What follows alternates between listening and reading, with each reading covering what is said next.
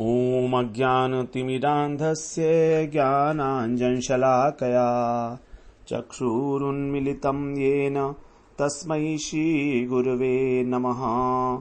वन्देऽहं श्रीगुरो श्रीयुत्पदकमलं श्रीगुरून् वैष्णवांश्च श्रीरूपं सागरजातं सहगण रघुनाथान्वितं तं सजीवम् साद्वैतं सावधूतं परिजनसहितं कृष्ण चैतन्य देवं श्रीराधा कृष्णपादान् सहगण ललिता श्रीविशाखान्वितांश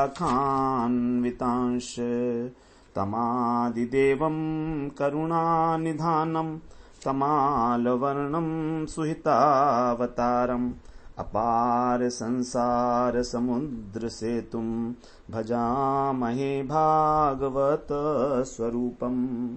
हे देव हे दैत हे भुवनैक बंधो हे कृष्ण हे चपल हे करुणैक सिंधो हे नाथ हे रमण हे नयनाभिराम हा हा कदानुभवितासि पदं दृशोर्मे।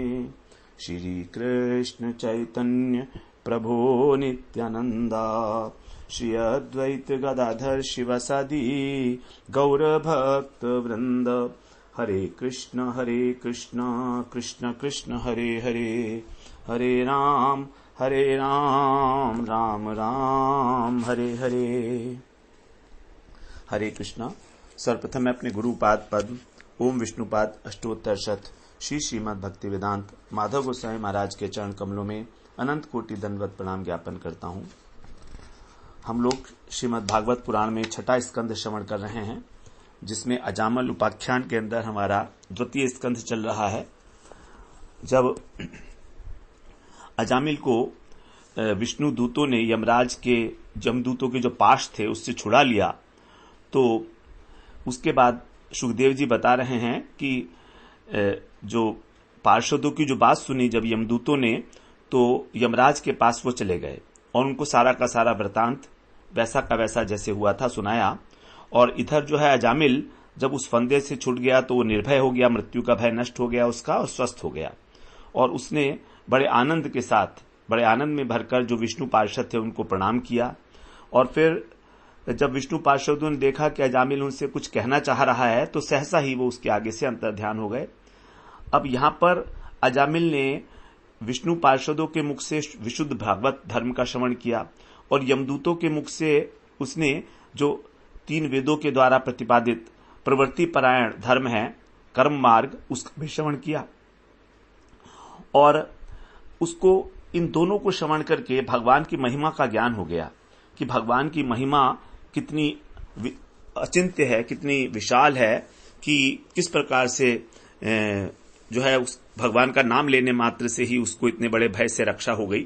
तो उसके हृदय के अंदर भक्ति का उदय हो गया, क्योंकि वो तो सदाचारी ब्राह्मण था ही, पहले से ही भक्त तो था ही। वो केवल कुसंग के कारण वैश्या के संग में जो है उसको इस प्रकार का हो गया था, लेकिन दोबारा से उसको फिर वो याद आ गई कि हाँ, भगवान की महिमा तो अनंत है।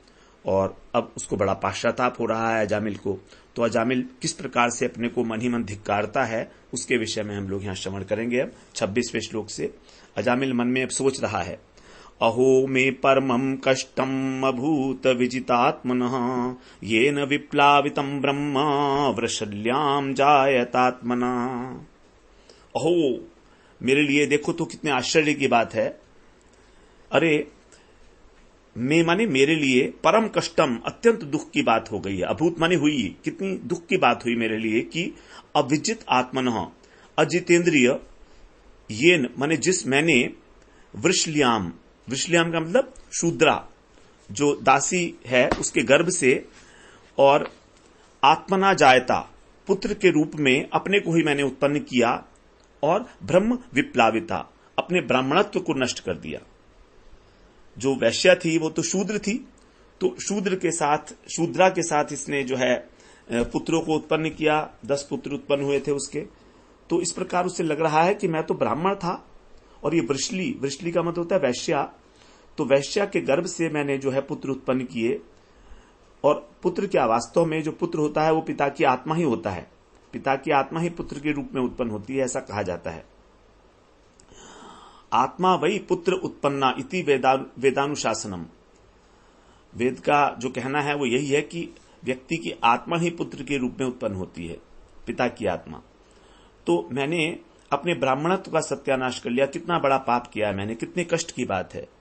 27वें श्लोक में कह रहा है, धिक् मां विगरहितं सद्भिर् दुष्कृतं कज्जलम हित्वा बालां सतीं योहम सुरापाम सतीम गाम।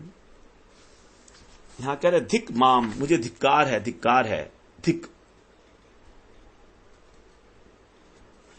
सद्भि विगरहितम, सद्भि माने सत्पुरुष, तो सत्पुरुषों से, और जो विगरहितम माने निंदित है ऐसा, और दुष्कृतम जो अत्यंत पापी है, और कुल कज्जलम अपने कुल का कलंक है, ऐसा मैं, माम धिक, अपने को ही कह रहा है कि सत्पुरुषों के द्वारा जिसके आचरण की निंदा की जाती है, जो पापी है, अत्यंत दुष्कृतम और कुल के लिए कलंक है, ऐसा मुझको धिक्कार है। क्यों?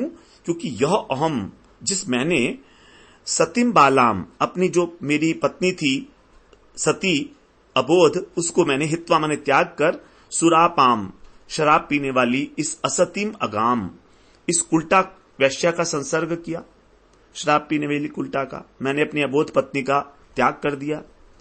मेरे को धिक्कार है, मैं कितना बड़ा पापी हूं। 28वें श्लोक में बोलते हैं, सोच रहे हैं, वृद्धावनाथौ पितरौ नान्य बंधु तपस्विनौ अहो मयाधुना त्यक्त्वा अहो मयाधुना त्यक्त्वा तिक्ता अवकृतज्ञेन नीचवत अकृतज्ञेन, त्यक्तौ है, त्यक्तौ अकृतज्ञेन नीचवत। पितरौ माने मेरे माता पिता, यहां पर द्विवचन है ना, इसलिए त्यक्तौ। तो मेरे माता पिता जो हैं वो वृद्धा माने वृद्ध थे, दोनों मेरे माता पिता वृद्ध थे, और अनाथौ अनाथ थे, न अन्य बंधु, उनका कोई दूसरा बंधु भी नहीं था जो उनको सहारा दे इस वृद्धावस्था में, और तपस्विनौ, वो तपस्वी भी हैं, तपस्वी भी थे। अहो नीचवत, मैंने नीच के समान, अधुना माने इस समय, मया अकृतज्ञेन मुझ कृतज्ञ के द्वारा वो त्यक्तौ त्याग दिए गए। तो वे सर्वथा असहाय थे, उनकी सेवा शुश्रूषा करने वाला कोई था नहीं, तो भी, और इतने तपस्वी थे, वृद्ध थे, तो भी मैंने उनको त्याग दिया। वृद्ध का अर्थ होता है जिसको सेवा की जरूरत थी, और अनाथ थे मतलब कोई जिम्मेदारी निभाने वाला नहीं था, उनकी कोई जिम्मेदारी लाने वाला, और कोई बंधु भी नहीं था कोई ध्यान रखे उनका, और धर्मयुक्त जीवन जीते थे, तपस्वी का जीवन जीते थे। तो अकृतज्ञता, मैंने कितना अकृतज्ञ, अकृतज्ञ का मतलब है जो अपनी, जो उसके ऊपर उपकार किया गया है उसको ज्ञापित नहीं करता, अर्थात कृतज्ञ है। तो जो भी व्यक्ति अकृतज्ञ होता है वो सबसे अधिक हीन बताया गया है। और अधुना माने ऐसे समय में जब उनको मेरी सबसे विशेष जरूरत थी तो मैं उनको भूल गया, ये कितने बड़े पाप की, कितना बड़ा दुख है, कितने बड़े मेरे लिए धिक्कार की बात है। अब आगे 29वें श्लोक में और सोच रहा है, 26वें श्लोक से 29वें श्लोक तक उसने जो सोचा है वही बताया जा रहा है। यहां पर कह रहा है, सोहम व्यक्तम पतिष्यामि नरके भृशदारुणे धर्मग्ना कामिनो यत्र विन्दन्ति यम यातनः। यत्र माने जहां पर, धर्मग्ना धर्म का हनन करने वाले अर्थात नाशक, कामिन है माने कामी लोग, यम यातना विन्दन्ति, यमराज की यातना पाते हैं। जहां पर गिर के धर्म के नाशक लोग जो हैं, पापात्मा लोग, कामी पुरुष यातना पाते हैं।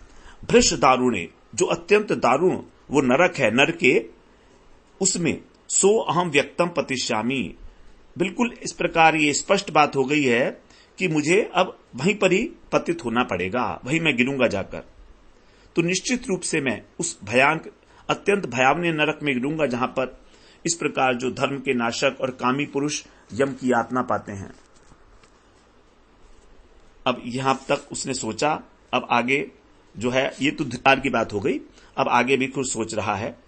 किमिदम स्वप्न, 30वें श्लोक में, किमिदम स्वप्न आहोस्वित साक्षात दृष्टमिहाद्भुतम क्वयाता अद्य ते ये माम व्यकर्षण पाशपाणयः।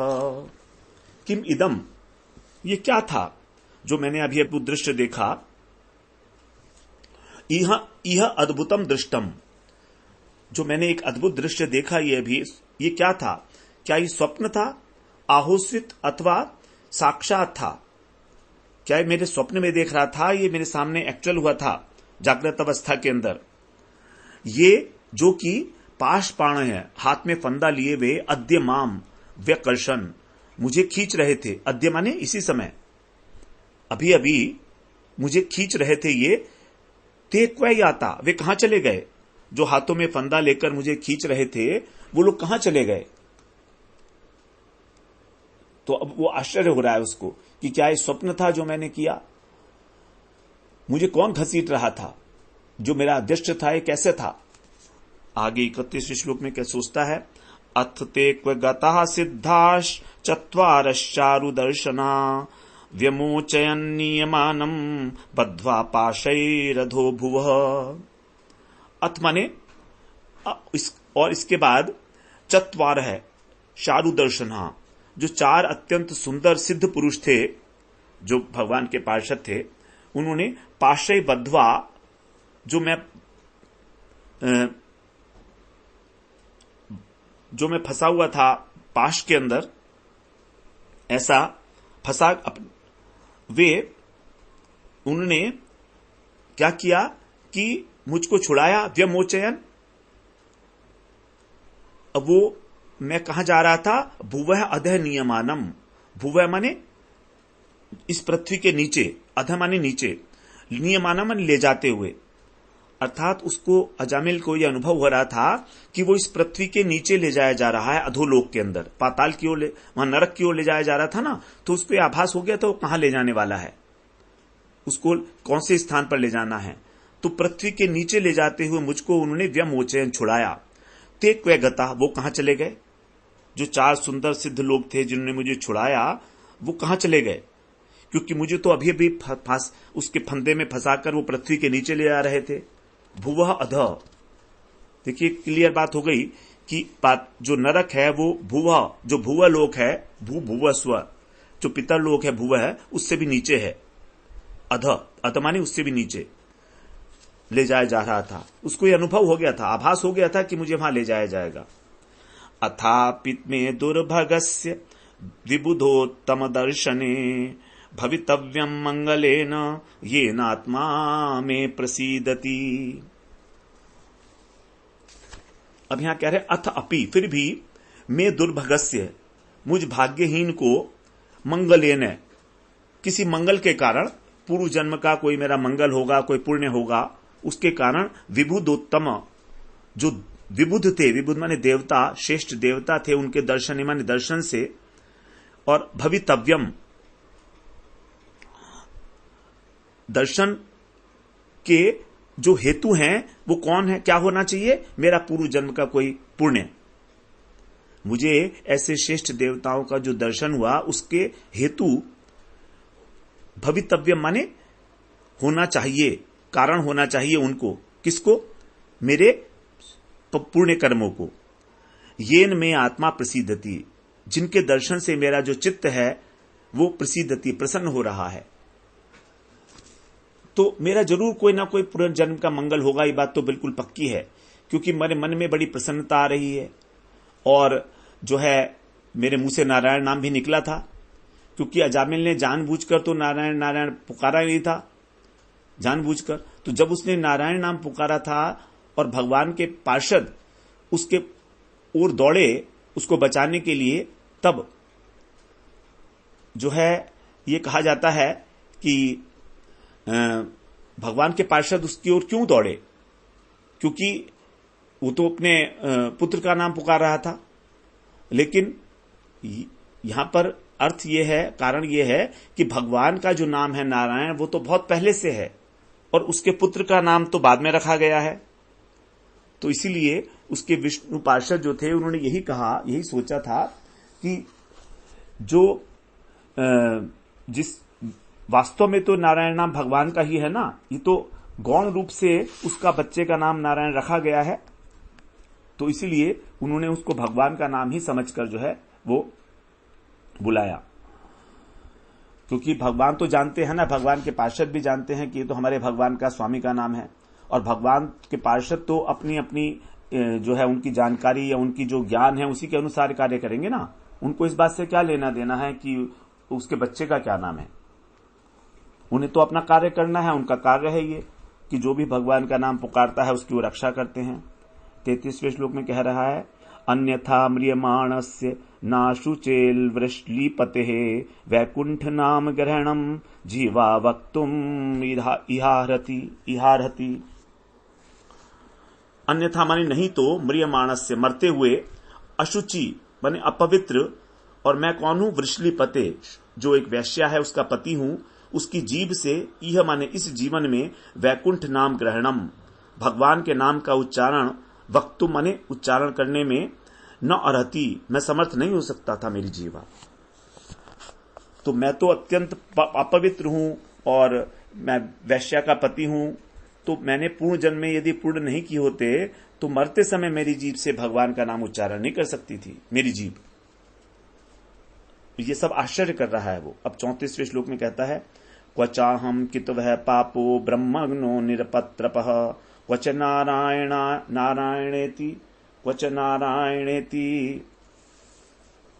नारायणेति एतत् भगवान नाम मंगलम। देखिए भगवान का नाम कितना मंगल है, उसको सब आभास, सारा का सारा ज्ञान उत्पन्न हो गया है उसके अंदर। कह रहा है क्वचाहम, कहां तो मैं, क्वा माने कहां, चौ माने मैं, अहम माने मैं, तो कहां तो मैं, और कितवा पाप है, कैसा हूं मैं, कितव, कितव का मतलब है महाकपटी और पापी, ब्रह्मग्न ब्रह्म तेज का नाशक, ब्रह्म तेज को नष्ट करने वाला हूं ब्राह्मण होकर भी, और निरपत्रप निर्लज्ज हूं, और कहां क्वच नारायणति, और कहां नारायण, इस प्रकार बोलना, मेरे नाम से, मेरे मुख से ये परम मंगलमय नाम का निकलना, ये एतत् मंगलम भगवान नाम, ये तो भगवान के नाम की महिमा है, भगवान का नाम परम मंगलमय है। सचमुच कि मेरे मुख से भगवान का नाम निकल गया, कहां भगवान का है मंगलमय नाम, और कहां मैं अत्यंत पापी कुटिल पापात्मा। 35वें श्लोक में कह रहे हैं, सो अहम तथा यतिष्यामि यत चित्तेन्द्रियानिलः यथा न भूयात्मानं मंधे तमसि मज्जये। सो अहम, उस प्रकार का जो वह मैं, चित्त इंद्रिय और अनिल माने प्राणवायु को, यत माने संयमित करके, अब तथा यतिष्यामि उसी प्रकार का प्रयत्न करूंगा। अब उसको ये अनुभूति हो गई, यह निश्चय हो गया है कि अब मैं अपने प्राणों को जीतूंगा और अपनी इंद्रियों को और मन को वश में करके मैं उसी प्रकार का यत्न करूंगा। क्या यत्न करूंगा मैं, कि यथा, जैसे कि भूय माने दोबारा से, आत्मानम अंधे तमसी, अपने को अंधकारपूर्ण नरक में न मज्जये, ना डुबाऊं, अपने को नरक में ना डुबाऊं, क्योंकि मैं तो यहां पर इस वैश्या के साथ अभी तक नरक में ही डूबा हुआ था इस संसार में। अब मैं इस प्रकार अपने प्राणों को वश में करके, इंद्रियों को वश में करके, और कुछ इस प्रकार का प्रयत्न करूंगा जिससे कि मुझको नरक ना जाना पड़े। 36वें श्लोक में सोचते हैं, विमुच्यतमिमं बंधम अविद्या काम कर्मजम सर्वभूत सुरक्षांतो मैत्रः करुण आत्मवान। अविद्या अर्थात जो अज्ञान है मेरा, उसके कारण कामना, तम कर्मजम, और उन कर्मों के द्वारा जो उत्पन्न फल है, जो माने उत्पन्न होना, तो कर्म से जो कर्म का फल उत्पन्न होता है उसको, इमम बंधम विमुच्य, इस बंधन को त्याग कर। तो अविद्या के कारण हम लोग कामनाएं करते हैं, और अनेक कामनाओं से प्रेरित होकर हम लोग सकाम कर्म के अंदर प्रवृत्त होते हैं। तो इस प्रकार उस कर्म के फल में आसक्ति कर बैठते हैं और स्वयं कर्तापन का अभिमान करने लगते हैं। तो कर्म के अंदर आसक्ति, कर्म के फल में आसक्ति नंबर 1, कर्म में आसक्ति नंबर 2, और नंबर 3 कर्तापन का अभिमान, इन तीनों के कारण जो हमारा कर्म बंधन है, इमम बंधम, इस बंधन को विमुच्य माने त्याग कर सर्वभूत सुहृत शांत मैत्र करुणात्मवान, मैं कैसा बनूंगा? सर्वभूत सुहृत, सभी प्राणियों के लिए हितैषी बनूंगा, शांत, सबका मित्र, दयावान, करुणा और आत्मवान अर्थात धैर्यशाली। तो इस प्रकार मैं सबके साथ मित्रता का व्यवहार करूंगा, सबका प्राणियों का हित करूंगा, दुखियों पर दया करूंगा और पूरे संयम के साथ रहूंगा, आत्मवान बनकर, अर्थात आत्मधर्म में प्रतिष्ठित होकर, आत्मधर्म में प्रतिष्ठित होकर मैं अब प्रयास करूंगा कि तो फिर मेरे को नरक में नहीं जाना पड़ेगा। आत्मवान होना कहा है यहां पर। आत्मवान का मतलब है जो अपनी आत्मा के अंदर प्रतिष्ठित है, स्वरूप में प्रतिष्ठित है। हमारा स्वरूप है, जीवेर स्वरूप है नित्य कृष्णदास, कृष्णेर दास। तो भगवान के दासत्व के अंदर स्थित हो जाना ही आत्मवान बनना है। भगवान ने गीता में कहा है अर्जुन से कि तुम आत्मवान बनो। 37 श्लोक में कह रहे हैं, मोचये ग्रस्तमात्मानं योषिन् मय्यात्म मायया विक्रीडितो यैवाहं क्रीडामृगैवाधमः। क्रीडामृग, मैं अभी तक क्रीडामृग बना हुआ था। क्रीडामृग का मतलब होता है जो खिलौना होता है, जो खिलौने का मृग होता है ना, उसके समान।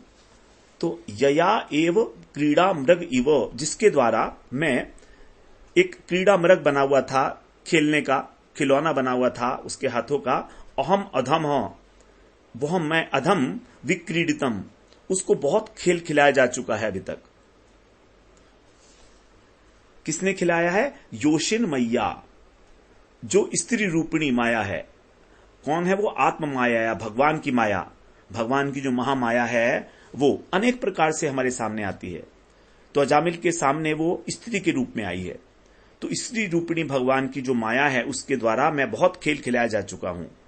ग्रस्तम आत्मानम मोचये, और मैं उसके द्वारा ग्रस्त हो गया था। उसने मुझे डस लिया था, अपने चंगुल में फंसा लिया था। अब मैं मोचये, अपने को मुक्त करूंगा। आत्मानम मोचये। तो भगवान की जो स्त्री रूपी माया है उसने मुझ अधम को फांस लिया अपने चक्कर में, और क्रीड़ा मृग की भांति मुझे बहुत नाच नचाया। विक्रीडितम, मेरे साथ खूब खेल खेला उसने, और अब मैं अपने को उस माया से मुक्त करूंगा। ये मेरा समय आ गया है, मैं इस बात को जान गया हूं। कितनी बड़ी उपलब्धि है जीवन में ये हमारे सामने, कि हम माया के द्वारा जो खेले जा रहे हैं, अनेक अनेक रूपों में माया सामने आकर प्रलोभन देके हमको फंसा रही है, उसको हमें ये समझ में आ जाए कभी किसी क्षण कि हम खेले जा रहे हैं, हमारा उपयोग किया जा रहा है, दुरुपयोग किया जा रहा है, और हम एक कठपुतली की भांति नाच रहे हैं। एक स्त्री के हाथों में, कोई स्त्री के हाथों में नाचता है, कोई धन के हाथों में नाचता है, कोई मान सम्मान के हाथों में नाचता है। सभी नाच रहे हैं इस जगत के अंदर। माया के अनेक अनेक रूप हैं। माया अनेक प्रकार से हमको जो है ठगती है, और हमारे अंदर मैं और मेरा की बुद्धि क्रिएट करा देती है, मिथ्या अहंकार क्रिएट करा देती है। इसका सबका कारण है अविद्या, क्योंकि अविद्या से कामना की उत्पत्ति, कामना से कर्म की उत्पत्ति, कर्म से कर्म में आसक्ति और अहंकार, ये सब चीज। अब सुखदेव जी कहते हैं 38वें श्लोक में, अभी 38वां है भी सुखदेव जी, पहले बाद में कहेंगे। ममहमिति देहादौ हित्वा मिथ्यार्थ धीर्मता मतिम धास्ये मनो भगवती शुद्धम तत्कीर्तनादिभि। अब क्या हुआ है, मैंने मम अहम इति, ये जो मेरी मैं और मेरा इस प्रकार की जो बुद्धि है, देह आदौ, शरीर के प्रति मिथ्या असत तत्वों से बनी हुई जो मेरी अर्थधी, जो मेरी बुद्धि है, मेरी बुद्धि क्या हो गई थी? असत हो गई थी। ये हित्वामान, इसको छोड़कर, और भगवती तत्कीर्तन, भगवान के उनके कीर्तन में, कीर्तन आदि में, शुद्धम मनः मतिम धास्ये, अपने शुद्ध हुए मन को और बुद्धि को मैं लगाऊंगा। मैंने पहचान लिया इस तथ्य वस्तु भगवान को। अब मैं इस शरीर के अंदर मैं और मेरे का भाव छोड़कर भगवान के नाम का कीर्तन करूंगा, और अपने मन को शुद्ध करके उसको भगवान में ही लगाऊंगा। इस प्रकार से अब श्री सुखदेव जी कह रहे हैं। श्री शुक उवाच इति जात सुनिर्वेद क्षण संगेन साधुषु उपेयाय मुक्त सर्वानुबंधन। सुखदेव जी कहते हैं कि इस प्रकार से सत्पुरुषों के क्षण संगेन, क्षण भर के संग से, इति माने इस प्रकार, सुनिर्वेद जात, उत्तम वैराग्य उत्पन्न हो गया। निर्वेद माने वैराग्य, सुनिर्वेद माने अच्छी प्रकार से, कच्चा नहीं पक्का, बिल्कुल युक्त वैराग्य उसके हृदय के अंदर उत्पन्न हो गया। थोड़ी देर का संग प्राप्त हुआ था विष्णु दूतों का। सर्व अनुबंधन है, और उसके जो पिछले बंधन थे उनसे मुक्त माने छूटकर वो गंगा द्वारम उपेयाय हरिद्वार में चला गया। छूटकर उनसे हरिद्वार में चला गया। उसकी सारी आसक्ति कट गई थोड़ी सी ही क्षण में। कितनी देर का संग हुआ था? क्षण भर का। और वहां पर फिर क्या किया उसने, बता रहे हैं 40वें श्लोक में, स तस्मिन् देव सदन्नासीनो योगमाश्रितः प्रत्याहृतेन्द्रिय ग्रामो युयोज मन्नात्मनि। ये बड़ी शिक्षाप्रद बातें हैं यहां पर जो कर रहा है वो। तस्मिन् देव सदन, वहां पर भगवान के मंदिर में वो स आसीन बैठ गया जाकर, और फिर योगम आश्रितम, योग का आश्रय लेकर, वहां पर योग मार्ग का आश्रय लेकर, इंद्रिय ग्राम, जो इंद्रियों के समूह है, पंच ज्ञानेन्द्रिय, पंच कर्मेंद्रिय, मन इत्यादि, प्रत्याहृत और प्रत्याहार करके, अर्थात उनको विषयों से हटाकर, अष्टांग योग में यम नियम आसन प्राणायाम, उसके बाद आता है प्रत्याहार, धारणा ध्यान और समाधि। तो पांचवी जो स्टेज है प्रत्याहार। प्रत्याहार का मतलब है इंद्रियों को विषयों से हटा लेना, प्रत्याहार करना। प्रति आहार, आहार का मतलब है कि विषयों का भोग करना, और प्रति आहार का मतलब है कि उनको छोड़ देना विषयों को। तो परमात्मनि युयोज, भगवान में अपने मन को उसने लगा दिया, अपनी मन को, अपनी बुद्धि को भगवान में लगा दिया। 41वें श्लोक में कह रहे हैं, ततो गुणेभ्यो आत्मानं व्योज्यात्म समाधिना युयुजे भगवद्धाम्नि ब्रह्मणि अनुभवात्मनि।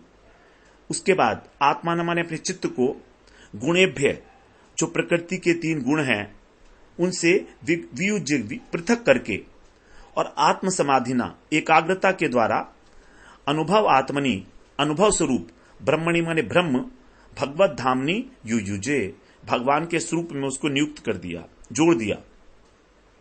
आत्मचिंतन के द्वारा उसने अपने को, जो प्रकृति के 3 गुण हैं, उनसे अलग कर लिया, अर्थात इस संसार से सारी आसक्ति उसकी कट गई।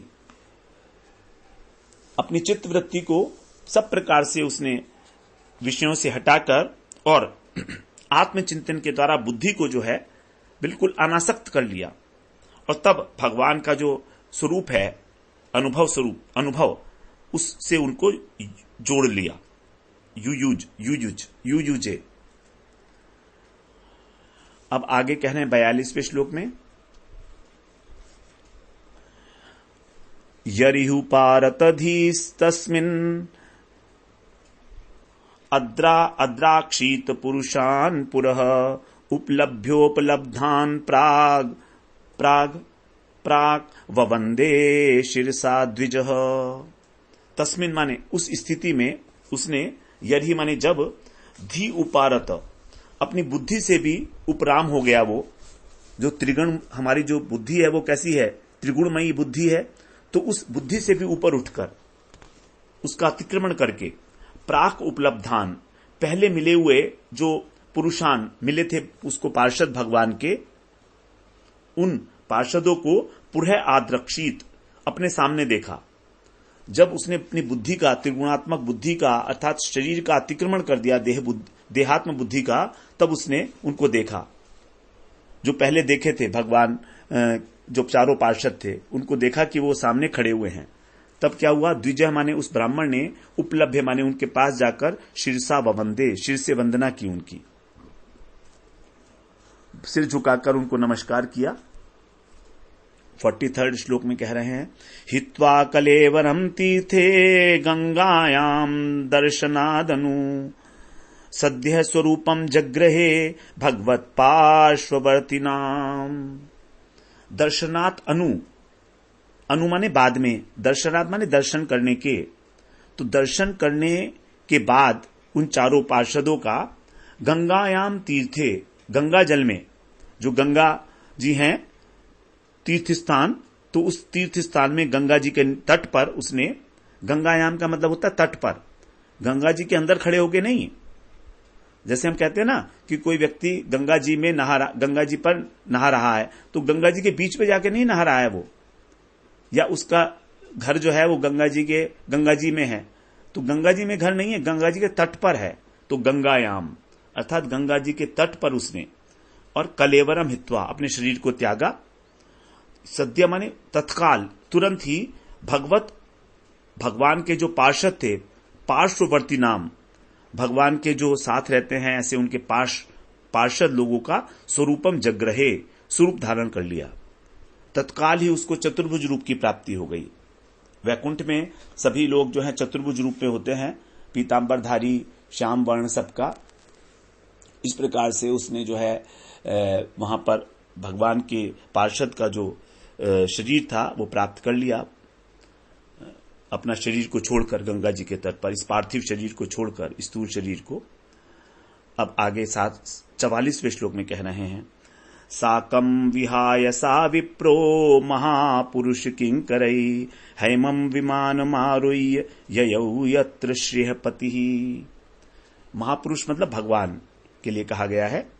तो भगवान के किंकरै साकम, जो किंकर मतलब उनके पार्षद हैं, भगवान के सेवक, उनके साथ विप्र माने वह ब्राह्मण, हेमम विमानम, स्वर्णमय विमान के ऊपर, आरुह्य माने चढ़कर, विहायसा आकाश मार्ग से, यत्र श्रेयपति ययौ, जहां पर लक्ष्मीपति भगवान रहते हैं वहां पर ययौ माने चला गया। तो अजामिल जो है भगवान के पार्षदों के साथ ही और स्वर्ण विमान पर चढ़ा और आकाश मार्ग से भगवान के निवास स्थान वैकुंठ में उसने जो है गमन किया, वैकुंठ में पहुंच गया। वो सब देख रहे हैं सुखदेव जी, बता रहे हैं हमको। 45वें श्लोक में कह रहे हैं, एवं से विप्लावित सर्वधर्मा दास्यापति पतितु गर्य कर्मणा निपात्य मानो निरये हतव्रतः सद्यो विमुक्तो भगवान नाम ग्रहणन। एवं स, इस प्रकार वह सर्वाधर्मा विप्लावित, सभी धर्मों को नष्ट करने वाला, सारे धर्म कर्म उसके चौपट हो चुके थे ऐसा, और दास्यापति, दासीपति अर्थात वैश्या का पति, पहले भी कहा गया था कि दासी को वैश्या भी कहा जाता है, मतलब वैश्या को दासी भी कहा जाता है, तो इसलिए कह रहे हैं दास्यापति, गर्ह्य कर्मणा, अत्यंत निंदित कर्म से जो पतित माने पतित हो चुका था, और हत व्रतः, किसी प्रकार का कोई व्रत धारण करने वाला नहीं था, किसी प्रकार का कोई नियम का पालन नहीं करता था, नियमों से च्युत हो गया था। निरये, निरय माने नरक में, निपात्य मानः, बस जैसे वर्तमान काल में है ये कि गिराया ही जा रहा था, नरक में गिरने के लिए तैयार ही था, गिराते समय ही भगवान नाम ग्रहणन, भगवान का नाम लेने से सद्य विमुक्तः, तुरंत छूट गया। ग्रहण माने लेने से। तो ऐसा ब्राह्मण अजामिल जो सब कुछ धर्म कर्म चौपट हो चुके थे, वैश्या का पति था, अत्यंत निंदित कर्म करता था और किसी प्रकार का जीवन में कोई नियम इत्यादि नहीं धारण किए हुए थे और नरक में ले जाने के लिए बिल्कुल डाला ही जा रहा था, भगवान के नाम के उच्चारण से तत्काल मुक्त हो गया। कितने आश्चर्य की घटना है। इसलिए अब फाइनली कंक्लूजन देते कर रहे हैं सुखदेव जी, कह रहे हैं 26वें श्लोक में, नात है परम कर्म निबंध क्रंतनम मुमुक्षताम तीर्थ पदानुकीर्तनात् नयत पुनः कर्म सुसज्जते मनो रजस्तमोभ्याम कलिलम ततोन्यथा। मुमुक्षताम, जो मुमुक्ष की इच्छा करते हैं, इस संसार को जो है संसार बंधन से मुक्त होना चाहते हैं, ऐसे उनके लिए अनुकीर्तनात्, भगवान का जो कीर्तन है नाम का, भगवान के नाम का कीर्तन करना, तीर्थ पदानुकीर्तना, तीर्थ पद जो भगवान है उनके नाम का कीर्तन करना, उससे परम माने श्रेष्ठ, और कर्म निबंध, कर्म बंधन को काटने वाला, कृंतम, कृंतम माने काटने वाला, और कोई साधन नहीं है। भगवान के नाम का कीर्तन करना इससे अधिक श्रेष्ठ और कोई भी साधन नहीं है, क्योंकि यतः पुनः मन कर्मसु, जिससे फिर मन कर्मों में सज्जते न, आसक्त नहीं होता। तो हमारे मन का कर्मों में आसक्त होने का कारण ही यही है कि हम भगवान को विस्मृत हैं, भूले हुए हैं। यदि हमारा मन वास्तव में भगवान के नाम का चिंतन करेगा तो हमारे को कर्म में आसक्ति नहीं होगी, कर्म में आसक्ति ही नहीं होगी। कह रहे हैं सुखदेव जी कि पुनः मन कर्मसु सज्जते न, कर्म के चक्कर में नहीं पड़ता वो व्यक्ति जिसने भगवान के नाम का आश्रय ले लिया है। ततः अन्यथा, और इससे भिन्न जो साधन है नाम के अतिरिक्त, रजह तमभ्याम कलिलम, रजो और तमोगुण से युक्त हैं। कोई भी साधन हो वो रजो और गुणों से युक्त है, इसीलिए उसके द्वारा कलिलम माने जो कलिल है, जो पाप है, उसका पूरा नाश नहीं होता, उसका मन भी जो है आसक्त रहता है विषयों के अंदर ही। अब आगे 47वें श्लोक में बोलते हैं, य एवं परमं गुह्यम इतिहासम अघापहम शुण्या श्रद्धया युक्तो यश्च भक्त्यानुकीर्तयेत। एवं माने इस प्रकार से, यह माने जो परम रहस्यमय, और अघ अपहम पापहारी, जो मैंने तुमको इतिहासम श्रद्धया युक्त, ये श्रद्धा रहित जो उसको शुण्या सुनता है, यह, और जो भक्त्या माने भक्ति पूर्वक, अनुकीर्तयेत, इसका बार बार कीर्तन करता है, वो व्यक्ति क्या कह रहे हैं आगे, न वै स नरकम याति नेक्षितो यम किंकरई यद्यप्य मंगलो मर्त्यो विष्णु लोके महीयते। सो वही, वह व्यक्ति निश्चित रूप से नरकम नहीं आती, नरक में नहीं जाता है। यम किंकरई, और यमराज के जो किंकर हैं, जो यमदूत हैं, उनके द्वारा न इक्षत, देखा भी नहीं जाता, उसकी ओर आंख उठाकर भी नहीं देख सकते यमराज के दूत। यद्यपि मर्त्य माने वह मनुष्य अमंगल पापी है तो भी विष्णु लोके महीयते, विष्णु लोक भगवान वैकुंठ के अंदर उसको सम्मान प्राप्त होता है, उसकी वहां पर पूजा होती है, चाहे उसका जीवन पापमय ही क्यों ना रहा हो। लेकिन जो इस प्रकार भगवान के नाम का कीर्तन करता है वो, और इस इतिहास को सुनता है श्रद्धा के साथ और इसका अनुशीलन करता है, केवल सुनना ही नहीं है, हमें इसका पालन करना ही चाहिए। भगवान का नाम छोड़ के और क्या चीज लेनी है, कुछ लगता ही नहीं है कुछ और है इस जीवन में इसके अतिरिक्त। म्रियमाणो हरिर्नाम गृणन् पुत्रोपचारितम अजामिलोप्यगाधाम किम पुनः श्रद्धया गृणन्। सिद्धांतिक श्लोक है, बिल्कुल सार है पूरे उपाख्यान का। म्रियमाणो, जो मरते समय, पुत्र उपचारितम, पुत्र के बहाने से जिसने हरि नाम ग्रहण, भगवान का नाम पुकारा, अजामिलो अपी, वह अजामिल जैसा पापी भी धाम अगात, भगवान के धाम को चला गया। पुनः श्रद्धया ग्रहणन किम, फिर जो श्रद्धा से भगवान का नाम ले रहे हैं उनका तो कहना ही क्या, क्या बात कहें उनके विषय में जो श्रद्धा से नाम ले रहे हैं। उसने तो केवल पुत्र के बहाने से नाम लिया था, सीधे सीधे तो लिया नहीं था, और ना ही कोई श्रद्धा थी। और जब उस प्रकार का महापापी व्यक्ति भी भगवान के धाम को प्राप्त हुआ तो कैमुतिक न्याय की परंपरा यह कहती है कि यदि कोई श्रद्धा से ले, होश हवास में ले, तो फिर उसे किसी प्रकार क्या नरक के दर्शन होंगे, यमदूतों के दर्शन होंगे, प्रश्न ही नहीं उठता। और भगवान के धाम की प्राप्ति हो जाए, इसमें किसी प्रकार का आश्चर्य नहीं होना चाहिए, इसमें कोई आश्चर्य की बात नहीं है। तो बड़ी सुंदर बात यहां पर हम लोगों ने श्रवण की। भगवान के नाम की महिमा अनंत है, और केवल पुत्र के बहाने से नाम लेकर ही अजामिल का किस प्रकार से उद्धार हुआ है। अब हम तीसरे अध्याय के अंदर श्रवण करेंगे कि जब यमदूत यमराज के पास गए तो उन्होंने आपस में क्या चर्चा की। पहले बताया गया था कि सारी घटना उन्होंने वहां पर यमराज को सुनाई, और फिर यमराज से कुछ उन्होंने प्रश्न किए, तब फिर यमराज उनका किस प्रकार से उत्तर देते हैं। तो बड़ी सुंदर वार्तालाप है उन दोनों की, अब वो अवश्य सुननी चाहिए। भगवत तत्व के विषय में पूरा जानकारी, नाम की महिमा के विषय में यमराज जी जो हैं 12 महाजनों में से एक हैं, तो उन्होंने बड़ी सुंदर उत्तर दिए हैं यमदूतों को, जो हमारे लिए परम उपादेय है, श्रवण करने योग्य है।